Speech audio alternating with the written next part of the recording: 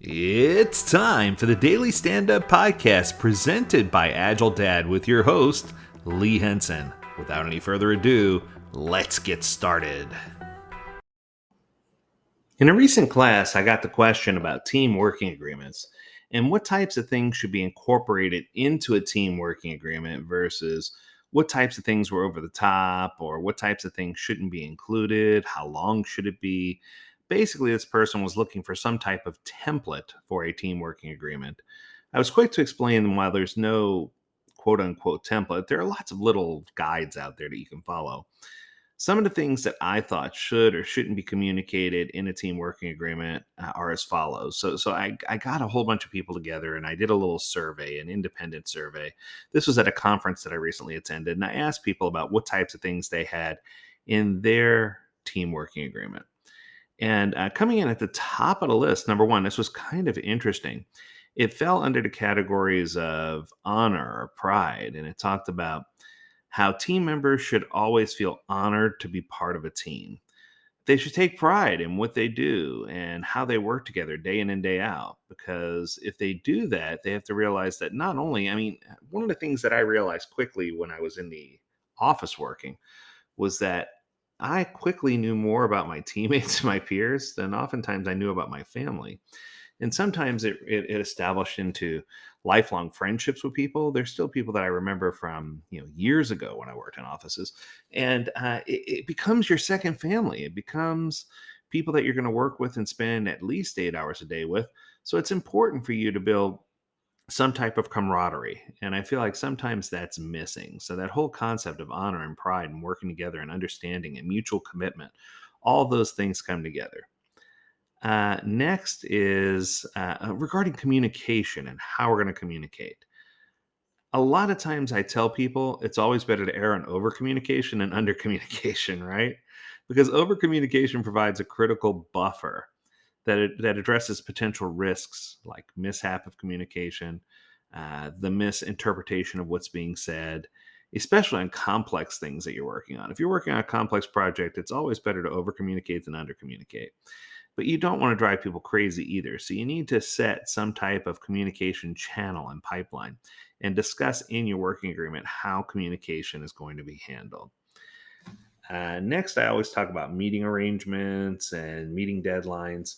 And I always come in with a military mindset. Early is on time is late.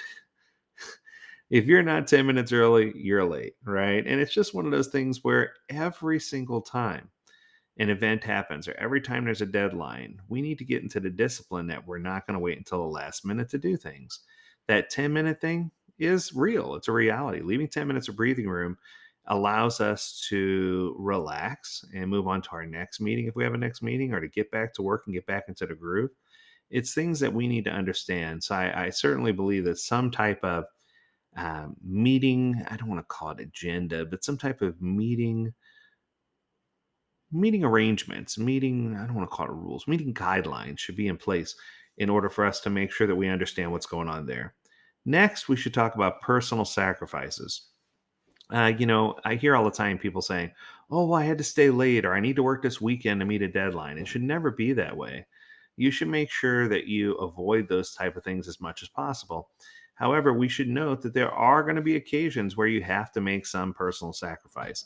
It's required for teams and organizations to be successful. So even though it's not so glamorous, or even though sometimes it feels yucky, it shouldn't happen all the time, but we all need to contribute when it does. And, I always say more hands make the workload lighter. This is another one of those situations where if we have more hands on deck, we can make this workload light and we can all get out at a reasonable time. We shouldn't be overexerting anyone, and that should be part of our agreement. I love this one. Somebody wrote down specifically on an index card, we win or lose as a team. There's no such thing as individual heroes, right? Everyone is the wind beneath everyone else's wings. Did you ever know that you're my hero? You're everything I wish I could be. And I could fly higher than an eagle because you are the wind beneath my wings.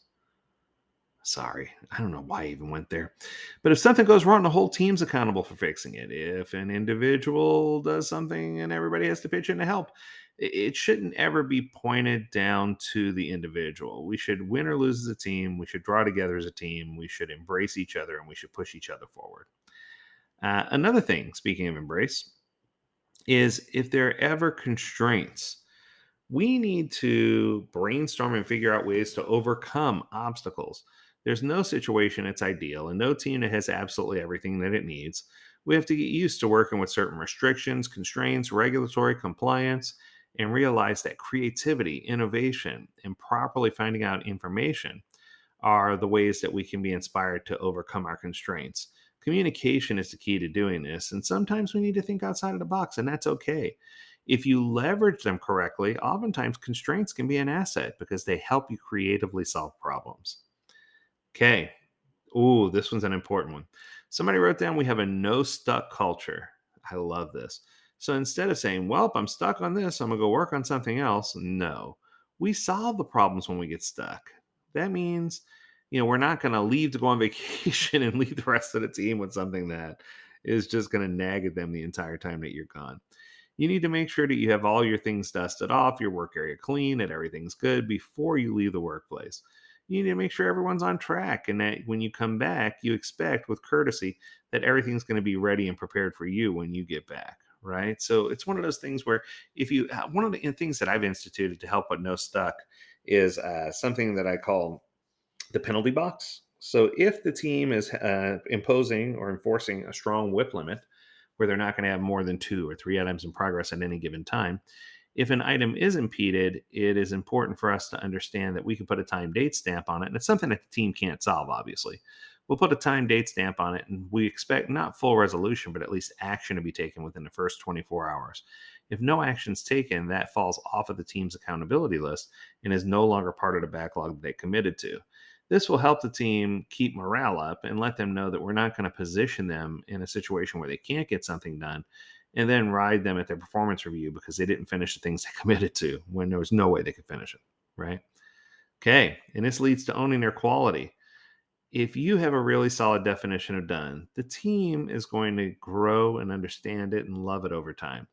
As they mature, they're going to understand that they own the quality of the product and they're going to understand how to thrive and do better with regard to adhering to whatever standards you have set, but more importantly, to just getting that product or service out there that's going to wow the end user and really make everyone happy to use your product or service. Another one that's good, and this one I looked at and I was like, what? The team quoted, and there's a quote I'm reading from the card, that we should thrive on deadlines. Now, the more I thought about that, I get where they're coming from.